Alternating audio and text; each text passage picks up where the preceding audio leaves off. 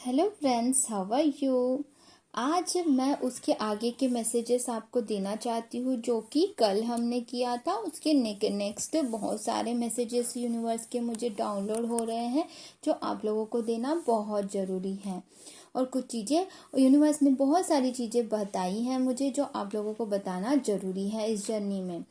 आप में से काफ़ी लोग जो अभी अभी न्यू जर्नी में आए हैं और अभी भी डिप्रेशन में हो, उन लोगों को तो इनर वर्क करना, उसी के साथ में कुछ टिप्स हैं आपका सेपरेशन होने के बाद में। और दूसरी भी बहुत सारी चीज़ें हैं इस वीडियो में जो आप लोगों को बताना है मुझे, तो पूरा वीडियो सुनिए। ओके, तो सबसे पहले तो आपको कुछ टिप्स ये हैं, बाकी जो पुराने भी जर्नी में हो या नए भी हो, अगर आप इनबैलेंस होते हो बार बार और अभी भी उनके बारे में सोचते हो कि कब आएगा कॉल, कोई भी कॉल आया तो सडनली कोई भी मैसेज आया तो क्या उनका मैसेज तो नहीं है, कहीं वो अरे मतलब वेटिंग वाली एनर्जी फील कर रहे हो, तो आपके लिए एक बहुत ही अच्छा टिप है। बोलो बहुत ही अच्छा समथिंग एक चीज़ है आपके लिए बताना चाहती हूँ। सबसे पहले तो अपना रिंगटोन बदल दो और अपना टेक्स्ट साउंड भी बदल दो। इज़ वेरी इंपॉर्टेंट, क्योंकि आपको जो पहली वाली जो इमेज आपकी रह गई है कि कोई भी जब कॉल उनका आता था पहले, और उस वक्त आपको लगता था कि उनका कॉल आता था, क्योंकि आपको अभी भी अगर ऐसा लगता है कि कोई भी रिंगटोन, अगर आपको किसी का भी कॉल आया और रिंगटोन बज रही है और आपको ऐसा लग रहा है कि कहीं वो तो नहीं है, और फिर वेटिंग वाली एनर्जी और समथिंग इस प्रकार से कुछ भी लग रहा है, तो सबसे पहले आपका काम है कि आपका रिंगटोन और टेक्स्ट साउंड को बदल दो। म्यूज़िक सुनो, आप बहुत सारा म्यूज़िक सुनो, ठीक है। म्यूज़िक सुनना बहुत इम्पोर्टेंट है, वेरी इम्पोर्टेंट। म्यूज़िक सुनना, मेडिटेशन का म्यूज़िक सुनते हैं बैठ के, मेडिटेशन करना तो इम्पोर्टेंट है ही। म्यूज़िक भी सुनो, म्यूज़िक ऐसा वाला वैसा वाला नहीं, स्मूदी सॉन्ग सुनने हैं। स्पेशली मैं जब इस जर्नी में आई थी तो मैं कौन से म्यूज़िक से हील हुई थी बोलूं? वो म्यूज़िक था राधा कृष्णा का। वो म्यूज़िक था राधा कृष्णा सीरियल का म्यूज़िक। इतना प्यारा म्यूजिक है। तुम प्रेम हो तुम प्रीत, अब वो गाना मैं गाना नहीं चाहती हूँ, बट क्योंकि आप लोग फिर बोलोगे क्या गा रहे हैं, तो इसलिए अभी तो नहीं गाऊंगी, लेकिन हाँ कभी गा के जरूर सुनाऊंगी आपको। इतना अच्छा गाना है।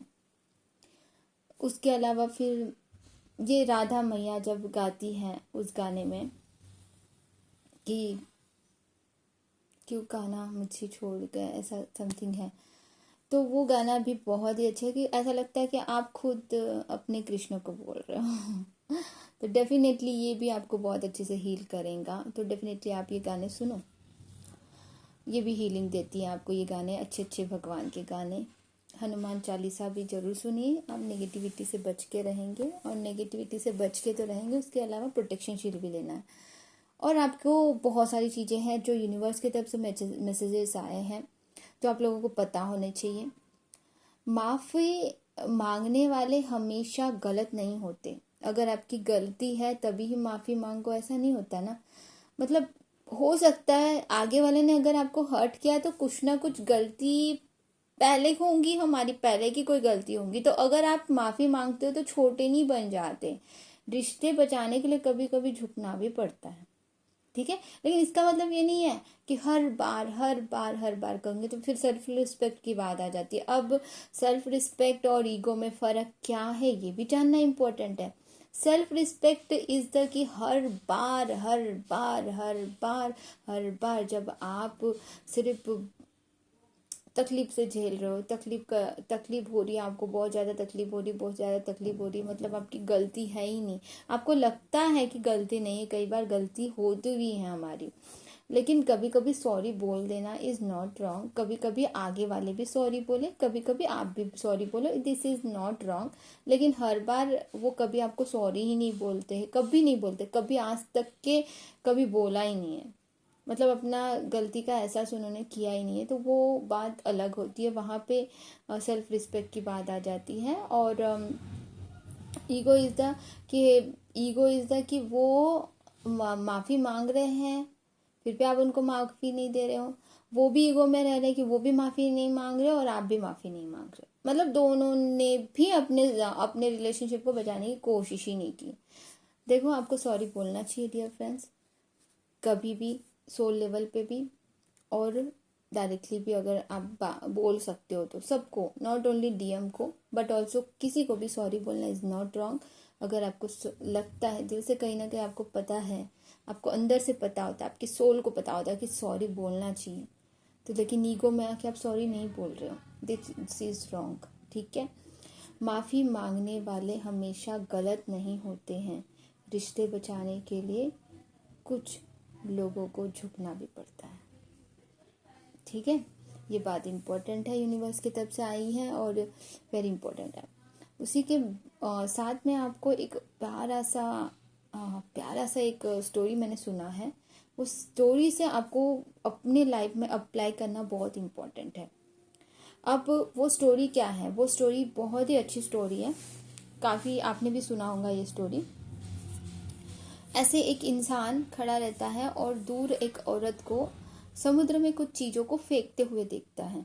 ठीक है, तो वो आदमी उस औरत के पास जाता है कि क्या फेंक रही है समुद्र में, कंटिन्यूसली कुछ तो भी फेंक रही है, क्या फेंक रही है। जाके देखता है वो इंसान, उस लेडी क्या कर रही है। एक एज्ड लेडी रहती है वो, और वो कुछ तो भी फेंकते रहती है। तो जाके देखते हैं, तो पास जाके उनको लगता है पहले कि कुछ पत्थर उठा के मार रही है, समुद्र की तरफ फेंक रही है, क्या है, क्या फ्रस्ट्रेशन होगा, ऐसा उनको लगता है। लेकिन जब पास जाके देखते तो वो देखते हैं कि स्टार फिश है जो समुद्र के किनारे आ गई है, उसे निकाल के समुद्र में फेंक रहे, निकाल के समुद्र में फेंक रहे। अरे ये क्या, आप समुद्र में क्यों फेंक रहे हो स्टार, इस फिश को ऐसे क्यों निकाल के उसमें डाल रहे हो आप बार बार पानी समुद्र में, ऐसे पूछता है वो इंसान। तो वो औरत लेडी बोलती है कि ये ना समुद्र से बाहर आ गया ना, इसको तकलीफ होगी ये ज़्यादा देर तक के अगर बाहर रहा, धूप है, कुछ भी हो सकता है, इसको तकलीफ होगी अगर ये वापस नहीं गया, तो इसीलिए मैं इसे निकाल के ना समुद्र में डाल रही हूँ। तो ये देखकर हंसता है वो इंसान और बोलता है कि क्या लगा रखा है यहाँ पे, तो कितने बार लहरें बाहर आएंगी, कितने बार स्टार्स ना कितने बार बाहर आएंगी और कितने बार उसको करोगे, और इसमें तो ये लेयर में तो बहुत सारे कितने करोड़ों होंगे यहाँ पे स्टारफिश, जो आपके बस की बात नहीं है कि आप उसको समुद्र में हर किसी को निकाल के डालो और फिर वो पॉसिबल, ये कुछ मतलब इससे कुछ नहीं होने वाला, किसी को कोई फर्क नहीं पड़ने वाला, इस करके ऐसे बोलता है, ऐसा बोलता है इंसान। तो वो, ये आपने सुना होगा स्टोरी, लेकिन इसका सारांश क्या है। लेकिन वो लेडी क्या बोलती पता है, कि एक स्टार को निकालती है, एक स्टार फिश को निकालती है और समुद्र में डालते हुए बोलती है कि इसको फ़र्क पड़ा। फिर दूसरा स्टार फिश को निकालती है और बोलती है उसमें डालते हुए समुद्र में कि इसको भी फ़र्क पड़ा। फिर तीसरा भी निकालती है, उसको भी बोलती है कि इसको भी फ़र्क पड़ा। फिर ऐसे निकालते निकालते हर एक कंटिन्यू करते ही रहती है, रुकती नहीं है, और बोलती है कि मतलब इसको भी फ़र्क पड़ा, इसको भी फ़र्क पड़ा, इसको भी फ़र्क पड़ा, इसको भी फ़र्क पड़ा, मैं इसे जितना भी बनता है मैं करूँगी जब तक मैं थक नहीं जाती। फिर मैं अपना थक के मैं घर जाती हूँ। फिर उसके बाद में जितने लोगों को मैंने जिसको भी फ़र्क पड़ा होगा, जिसको भी बचाया मैंने, वो तो खुश है ना, कुछ वक्त के लिए भले ही। तो इसका सारांश क्या समझ में आया, इस स्टोरी से क्या समझ में आया? इस स्टोरी से ये समझ में आया कि हमें यूनिवर्स ने चुना है इस पर्पस के लिए, फिर भी हम पर्पस नहीं कर रहे हैं। कुछ लोग थक जाते हैं, अरे यूनिवर्स कर करके थक जाते हैं और फिर बोलते हैं कि क्या करना है इस जर्नी में, रखा क्या है। लेकिन कुछ लोग होते हैं एक एक बूंद को, एक एक चीज़ को करते हुए आगे बढ़ते जा रहे हैं, आगे बढ़ते ही जा रहे हैं कि किसी और ने क्या किया मुझे नहीं फ़र्क पड़ता, किसी और ने क्या, मैं मुझसे जो बनता है वो मैं करूँ। जैसे उसने स्टार फिश को, एक एक स्टार फिश को उसके अंदर डाला, लाखों स्टार फिश की वो हेल्प नहीं कर सकती, लेकिन कुछ स्टार फिश की तो उसने मदद की। वैसे ही हम लोगों को कम से कम कुछ लोगों की तो मदद करनी है, जिससे जो हमसे पॉसिबल है, जो चीज़ें हमसे पॉसिबल है वो चीज़ें हमें करनी ही करनी है। तो ये मुझे बहुत ही स्ट्रांगली डाउनलोड हुआ कि ये स्टोरी से आप लोगों को समझाना है, और मैंने आप लोगों को समझाना यही है कि हमें छोटा छोटा पर्पस करना शुरू करना है हर इंसान को, भले ही आपका रियूनियन हुआ है पहले से या नहीं हुआ। ये वेट मत करो कि मेरे डीएम आएंगे तभी मैं अपना पर्पस करना शुरू करूँ। मैंने लाख बार बताया, मैंने भी अपना पर्पस अकेले ही शुरू किया था। छोटे मोटे पर्पस, एक इंसान के एक ही पर्पस नहीं होता है, इंसान के मल्टीपल पर्पस होते हैं। कुछ पर्पस अकेले करने होते हैं तो कुछ पर्पस अपने कॉस्मिक पार्टनर से मिलने के रियूनियन के बाद में मिल के करने होते हैं। 5D में तो वो आपके साथ ही है और वो पर्पस आपको करना ही करना है। 5D में आपको सपोर्ट तो हमेशा कर रहे हैं आपके कॉस्मिक पार्टनर। आपको कंटिन्यूसली टेलीपैथी होती है ना। जरूरत से ज़्यादा पकड़ के रखने से क्या होता है पता है? कभी भी किसी भी इंसान को, जब किसी को जकड़ के रखोगे ना, कोई भी किसी भी चीज़ को, कोई भी पशु पक्षियों को भी अगर जकड़ के रखोगे तो क्या उस पक्षी को घुटन नहीं होंगी? उस घुटन होंगी ना, उसको बहुत घुटन होंगी। और ज़रूरत से ज़्यादा अटेंशन अगर किसी को देते हो, ज़रूरत से ज़्यादा किसी को अटेंशन देते तो वो इग्नोर करेगा ही। ऐसा होता है, अटेंशन तो देते हैं हम कहीं ना कहीं, कभी ना कभी, फिर अटेंशन ज़्यादा से ज़्यादा, हद से ज़्यादा दे देते हैं। और अटेंशन जब हद से ज़्यादा दे देते तो इग्नोरिंग ही मिलता है फिर वापस में सब। जो वैसे ही क्या होता है कि जब हमने क्या ज़रूरत से ज़्यादा प्यार करने लगते हैं किसी से, ज़रूरत से ज़्यादा प्यार देते हैं किसी को, तो हर्ट तो मिलना ही है। कोई भी चीज़ हद से ज़्यादा नहीं होनी चाहिए। तो ये हर चीज़ जो है बैलेंस में होना इम्पोर्टेंट है। तो प्यार भी बैलेंस में कीजिए, प्यार खुद से भी कीजिए, दूसरों से भी कीजिए अनकंडीशनल, लेकिन प्यार बैलेंस में होना चाहिए। आप अनकंडीशनल प्यार कर रहे हो, वेरी इम्पोर्टेंट और बहुत ही अच्छी बात है, लेकिन इसका मतलब ये नहीं ना कि आप दिए जा रहे हो, दिए जा रहे हो, दिए जा रहे हो। आप रिसीवर भी तो बनो। मैं हमेशा बोलती हूँ बैलेंसिंग बैलेंसिंग बैलेंसिंग। हद से ज़्यादा कोई भी चीज़ इट्स नुकसानदायक टू यू, है ना।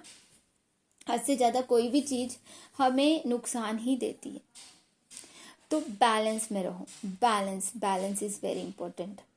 तो ये चीज़ों को समझो। उसी के साथ में ये सारी चीज़ें यूनिवर्स की डाउनलोड्स है मुझे, ठीक है। बहुत सारी चीज़ें मुझे बताई गई यूनिवर्स की तरफ से और कुछ चीज़ें मुझे दिखाई गई यूनिवर्स की तरफ से, जो मुझे मैसेजेस भी दिखे कुछ, तो वो मैं बता रही हूँ आपको। हाँ, भलाई हो तो अगर भलाई अगर हम करते हैं कुछ, हाँ, निसंदर्भ आगे बढ़ो, ये मैंने लिखा हुआ देखा था और बहुत ही मैं वहाँ पे रुक गई थोड़ी देर के लिए, मतलब मुझे हुआ, वो मैं बताना चाहती हूँ आपको कि उसको समझो क्या है। अगर किसी की भलाई नहीं हो तो वही रुक जाओ। मतलब क्या है ये क्या लिखा था कि अगर किसी की भलाई हो रही है उस संदर्भ के अनुसार आगे बढ़ो, ठीक है। अगर किसी की भलाई हो रही है आपके ये काम करने से, आपके किसी काम करने से अगर किसी की भलाई हो रही है तो आगे बढ़ो। लेकिन किसी की भलाई नहीं हो रही है तो वो गलत है, वो बिल्कुल गलत है। वैसे ही इस जर्नी में काफ़ी लोग अपने आप को पापी या कुछ समझ रहे हैं, लेकिन आप कुछ लोग बोलते हैं मैरिड ट्विन है, अनमैरिड ट्विन है, something something something what ever. आपको बस यही सोचना है, यहाँ पे मुझे डाउनलोड हुआ यूनिवर्स की तरफ से, कि आप क्या गलत कर रहे हो किसी के साथ में। नहीं, यहाँ पे जर्नी में किसी को भी गलत करने को नहीं बताया गया है। यहाँ पे बताया गया है आपको पर्पस पूरा करने के लिए, अर्थ की वाइब्रेशंस को बढ़ाने के लिए। अगर आप यहाँ पे धरती पे आप दोनों के साथ मिल के पर्पस करने से किसी की भलाई हो रही है, निस्संदेह आपको आगे बढ़ना है। कोई भी संदेह करने की जरूरत नहीं, कोई भी डाउट करने की जरूरत नहीं इसमें।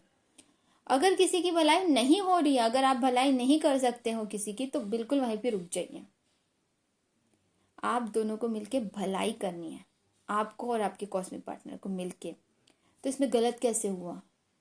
इसमें गलत क्या हुआ? अगर आप दोनों मिलकर ही कर सकते हैं, इस जर्नी का रूल ही है, इस जर्नी को यूनिवर्स ने ऐसे ही बनाया कि आप दोनों को मिलकर ही करना है। कुछ काम ऐसे होते हैं कि मिलकर करना ही पड़ता है, सारी चीज़ें अकेले कर ही नहीं सकते। फिजिकल प्लेन में भी आपको दोनों को मिलकर ही करना होता है। तो निस्संदेह आगे बढ़िए बिना डरे। अगर किसी की भलाई हो रही है तो आप करना है आपको, अगर नहीं करना है, किसी की भलाई नहीं करनी है तो छोड़ दो। सिर्फ अपने रोमांस के लिए ये जर्नी नहीं है, ओके। ओके, इसके बाद में और बहुत सारी चीज़ें मुझे आई, वो सारी चीज़ें मैं बताती हूँ आपको। सबसे पहले तो आप लोगों को समझना है एक इम्पॉर्टेंट चीज़ की, जो हमारी हम लेडीज स्पेशली फेमिनाइन जो है, हमेशा उसे सीता के साथ, सीता मैया के साथ जोड़ा जाता है। गौतम बुद्ध के साथ कभी नहीं जोड़ा गया है।